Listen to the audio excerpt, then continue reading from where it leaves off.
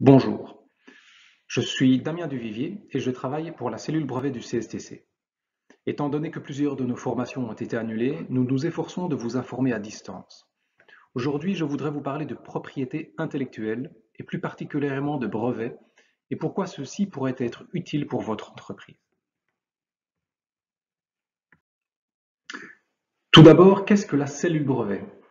La cellule brevet du CSTC, l'OCBC, qui est l'acronyme pour Octrooicel voor het bouwbedrijf et cellule brevet de la construction, est une cellule financée par le SPF Économie et qui fournit des conseils aux entreprises ou inventeurs du secteur de la construction en ce qui concerne la propriété intellectuelle.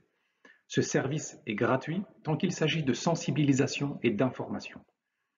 Mais avant de continuer, rappelons ce que nous entendons par propriété intellectuelle, car il en existe plusieurs formes.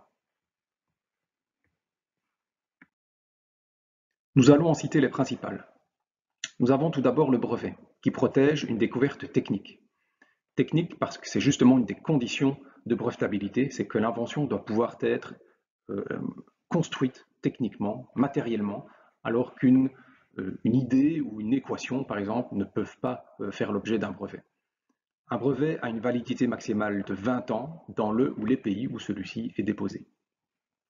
Nous avons ensuite les dessins et modèles qui, eux, protègent la forme d'un produit, alors que le brevet protégeait plutôt les caractéristiques techniques.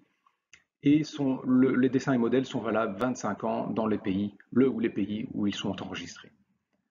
Nous avons les marques qui sont enregistrées sous forme de nom, de logo, de couleur ou d'une combinaison des trois. Une marque peut être prolongée indéfiniment et est déposée pour des domaines spécifiques. C'est-à-dire qu'on peut avoir un même nom de marque pour deux produits différents dans deux domaines spécifiques. C'est le cas par exemple de la marque Montblanc. Vous avez des stylos Montblanc et des cartables Montblanc, mais il n'y a aucun problème, et ce sont deux domaines différents. Nous avons également le droit d'auteur qui protège tout travail créatif tel que texte, photo, etc. Et aucune procédure d'enregistrement n'est nécessaire pour obtenir le droit d'auteur, c'est quelque chose d'automatique. D'autres options de protection existent, telles que la confidentialité. Se taire sur son invention est également un moyen de la protéger. Et nous avons également le e-dépôt, qui est une solution proposée par l'Office Benelux de la propriété intellectuelle, l'OBPI. Un e-dépôt permet de dater une œuvre ou une idée et constitue ainsi un excellent moyen de preuve d'antériorité qui pourra être utilisé en cas de conflit. C'est un moyen de preuve légal et il peut être comparé à un acte notarié. Cependant, il ne vous confère aucun droit de propriété intellectuelle tel que les autres droits de propriété intellectuelle que nous avons passés en revue juste avant. Le e-dépôt est valable 5 ans, mais peut être renouvelé indéfiniment. Il est possible d'effectuer un e-dépôt de deux manières, directement en ligne, via le site de l'OBPI, soit via l'envoi d'une enveloppe prévue à cet effet. Nous pouvons couvrir toutes les formes de propriété intellectuelle en une seule vidéo. Nous nous limiterons au brevet dans cette présentation. Le brevet est un document à la fois technique et juridique, puisque le texte détaille l'invention et il a force de loi devant les tribunaux. C'est un document officiel qui atteste de la paternité et de la propriété, limitée dans le temps, 20 ans, d'une invention technique.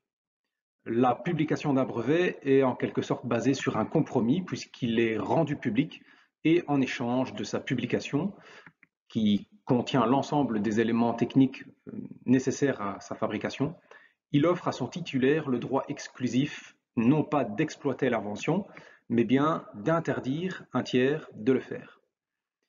Donc ce n'est pas parce qu'on a un brevet qu'on peut commercialiser sa propre invention, mais on peut interdire les autres de le faire. Un brevet est déposé dans certains pays, selon le choix de l'inventeur, et la protection, du coup, ne sera valable que dans ces pays choisis. La rédaction d'un brevet est bien structurée, Elle se compose généralement tout d'abord d'un texte introductif qui décrit brièvement la solution à un problème technique. Ensuite vient une partie détaillant l'état de l'art de la technique, donc c'est ce qui existe déjà, montrant qu'une solution adéquate à ce problème n'a pas encore été trouvée, c'est l'idéal.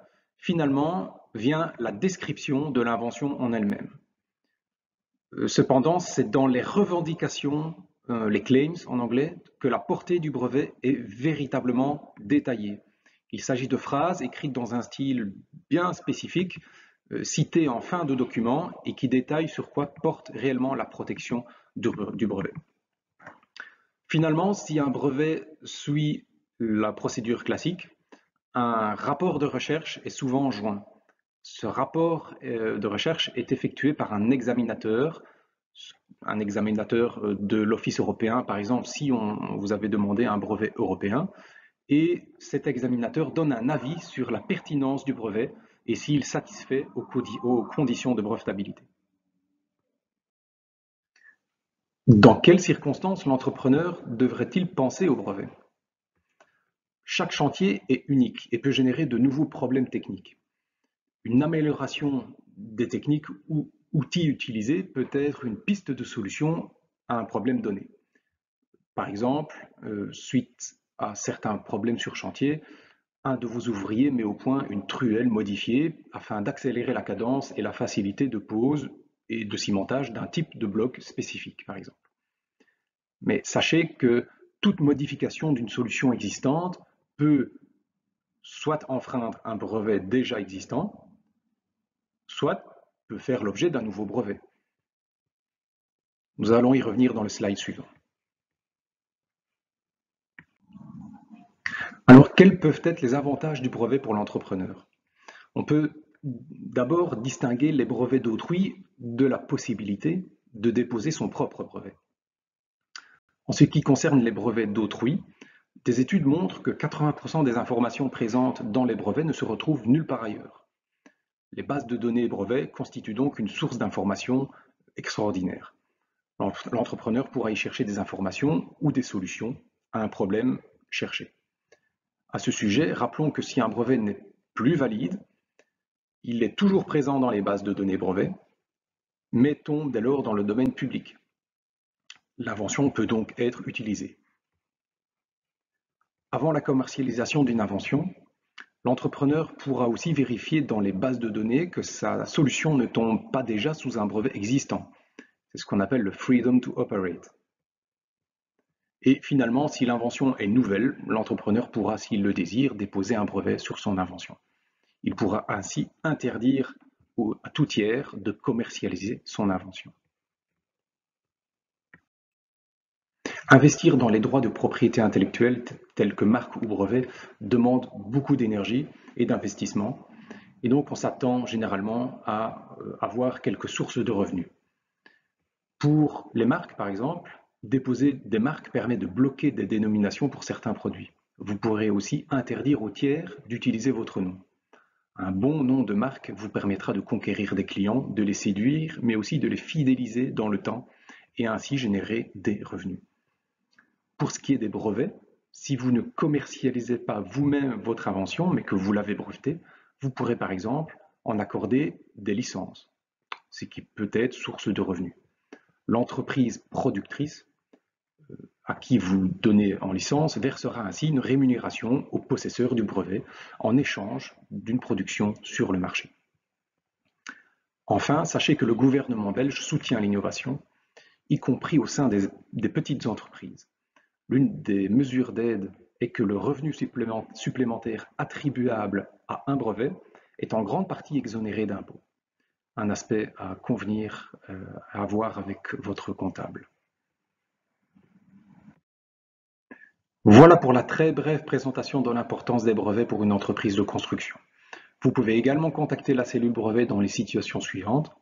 Si vous souhaitez savoir comment rechercher efficacement des brevets dans une base de données qui peut parfois en regrouper plus de 100 millions, si vous voulez savoir dans quelle mesure ou de quelle manière votre nouvelle solution peut être protégée, si vous désirez obtenir des informations sur la procédure à suivre lors de la demande de brevet ou sur la procédure à suivre une fois la demande déposée. Si vous désirez des informations sur d'autres formes de propriété intellectuelle, telles que marque, dessin, modèle ou droit d'auteur.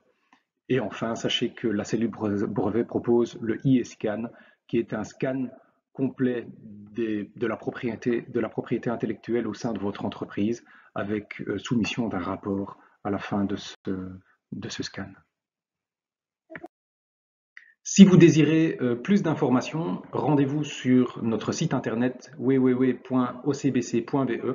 où vous pourrez trouver nos newsletters que nous publions régulièrement ou via les médias sociaux ou encore, si vous avez des questions, n'hésitez pas à nous envoyer un mail sur ocbc@bbri.be ou via le téléphone dont le numéro est indiqué ici dans le slide. Merci pour votre attention et à bientôt.